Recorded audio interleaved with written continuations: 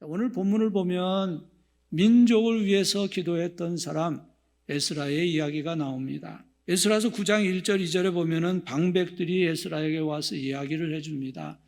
이스라엘 백성 중에 그 땅에 살아가고 있는 이방 사람들과 혼인한 사람들이 많이 있는데 그 일에 유대 방백들이나 또 고관들이 앞장서고 있다 하는 그런 이야기를 듣게 되었습니다.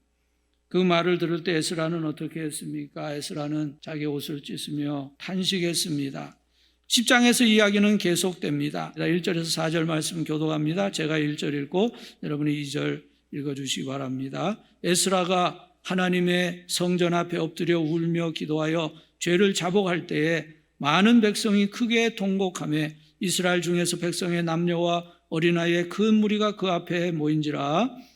엘람 자손 중 여이엘의 아들 스가냐가 에스라에게 이르되 우리가 우리 하나님께 범죄하여 이 땅 이방 여자를 맞이하여 아내로 삼았으나 이스라엘에게 아직도 소망이 있나니 곧 내 주의 교훈을 따르며 우리 하나님의 명령을 떨며 준행하는 자의 가르침을 따라 이 모든 아내와 그들의 소생을 다 내보내기로 우리 하나님과 언약을 세우고 율법대로 행할 것이라.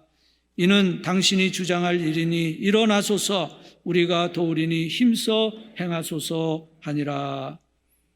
에스라가 울면서 엎드려서 하나님 앞에 기도할 때 백성들은 어떻게 반응했습니까?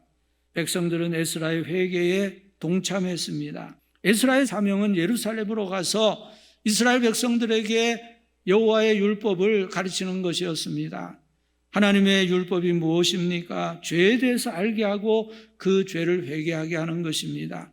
그것이 에스라의 처음 사역이 되었습니다. 그곳에서 에스라가 한 일은 이스라엘의 죄를 제거하는 다소 부정적인 일이었습니다. 그러나 에스라의 긍정적인 사역은 그로부터 13년 후인 느헤미야서 8장에서 10장까지에 기록되어 있습니다.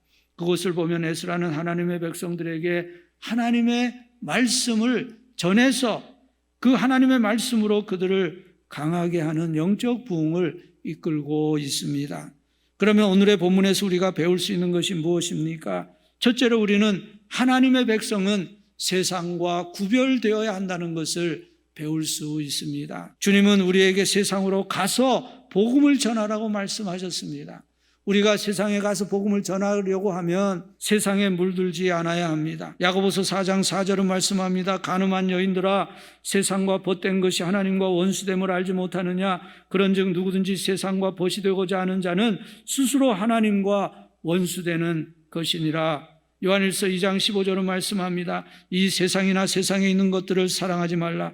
누구든지 세상을 사랑하면 아버지의 사랑이 그 안에 있지 않다고 말씀합니다. 우리는 죄를 미워해야 합니다. 주님은 우리의 죄 때문에 십자가에서 죽으셨습니다. 사탄은 죄에다 사탕발림을 해서 죄가 매력적으로 보이게 만듭니다. 그래서 죄가 우리가 원하는 것을 얻게 할 것이라고 생각할 수 있으나 그것은 잘못된 생각입니다. 죄는 항상 속박과 파멸로 이끌어 갑니다. 그러므로 우리는 죄에 빠졌을 때 슬퍼하고 고백하고 단호하게 제거해 버려야 합니다. 그것이 회개입니다. 진정한 회개는 나의 죄에 대해서 하나님 앞에서 전심으로 슬퍼하는 것이고 어렵더라도 자신의 죄를 바로잡기 위해 필요한 조치를 취하는 것입니다. 진정한 그리스도인은 늘 회개하는 성도입니다. 성령님께서 하나님의 말씀을 통해서 우리의 죄를 깨닫게 하실 때마다 우리는 계속해서 회개해야 합니다. 지금 여러분이 관여하고 있는 것 중에서 회개해야 할 무엇이 있습니까? 가령 온라인에서 은밀히 만나는 사람, 음란물 중독, 또 미디어 중독, 속이고 거짓말하고 남의 것을 도둑질하는 것, 다른 사람을 미워하고 학대하는 것, 또는 하나님을 섬기지 않는 것 등등의 무엇이든지 우리가 생각나는 우리의 죄를 우리는 하나님 앞에 계속적으로 회개해야 합니다. 그리고 둘째로 우리는 이 말씀을 통해서 그리스도인은 민족을 위해서 기도해야 함을 배우게 됩니다. 내일은 3.1절입니다. 100년 전에 우리나라는 일본에게 나라를 빼앗겨서 36년간을 고통을 겪었습니다. 그때에 비한다면 지금 우리나라는 훨씬 잘 사는 나라가 되었습니다. 그렇다고 해서 지금 우리나라가 탄탄대로에 있는 것은 물론 아닙니다. 여러 가지 전망이 좋지 않습니다. 우선 경제가 좋지 않습니다. 경제 환경도 지극히 좋지 않습니다. 지금 우리나라가 지고 있는 빚이 얼마인지 아십니까? 4,539조입니다. 부채 규모도 어마어마하지만 더 큰 문제는 증가 속도가 엄청나게 빠른 것입니다. 안보의 문제도 걱정입니다. 미국과 중국의 패권 경쟁으로 어떤 상황이 이루어질지 불확실합니다. 막다른 골목에 부딪힌 북한의 도발 위험이 큽니다. 또 도덕적인 문란, 성적인 문란도 문제입니다. TV와 인터넷, 케이블 TV의 영향으로 문란한 풍조가 급속도로 확산되었습니다. 아직 어린 사람들이 쉽게 이성을 만나고 또 쉽게 성적인 관계를 맺고 있습니다. 그런 풍조는 결혼한 사람들의 부정으로 이어져서 가정들이 깨어지고 있습니다. 차별금지법, 낙태법 제정의 불신은 계속해서 남아 있습니다. 오늘 이 백성의 마음은 하나님에게서 멀어지고 있습니다. 성도들도 영적으로 침체 상태에 빠지고 있습니다. 지금은 기도할 때입니다. 지금은 회개할 때입니다. 우리 그리스도인들이 특별히 나라와 민족을 위해서 회개하며 기도해야 합니다. 우리의 소망은 하나님이 우리를 도와주시는 것입니다.